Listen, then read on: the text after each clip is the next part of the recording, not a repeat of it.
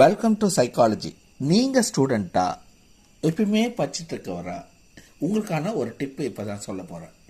இப்போது நீங்கள் எப்பயுமே படிச்சுக்கிட்டு இருந்தீங்கன்னா உங்களுக்கு ஸ்ட்ரெஸ் ஆகிறதுக்கான வாய்ப்பு அதிகம். நீங்கள் அப்பப்போ பிரேக், ரிலாக்ஸேஷன், ரெஸ்டெல்லாம் எடுத்தே ஆகணும்.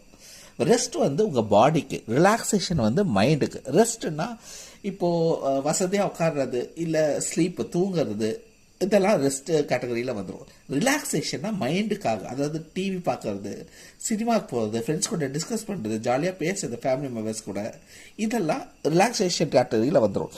நீங்கள் ரெஸ்ட் அண்ட் ரிலாக்ஸேஷன் எடுத்தே ஆகணுங்க. கண்டிப்பாக எப்பயுமே படிச்சுட்டா ஸ்ட்ரெஸ் தான் ஆகும். ஸோ பிரேக், ஒரு பெரிய பிரேக் இருக்கணும்னு அவசியம் இல்லை. ஒரு மினி பிரேக் எடுத்துக்கிட்டிங்கன்னா உங்களுக்கு மறுபடியும் படிக்கும் போது நல்லா ஃப்ரெஷ்ஷாக எல்லா டாபிக்ஸும் எல்லா கான்டென்ட்டும் புரியும். ஈஸியாக படித்து நிறைய மார்க்ஸ் வாங்கலாம். ஸோ பிரேக் எடுத்துக்கோங்க. Thank you so much.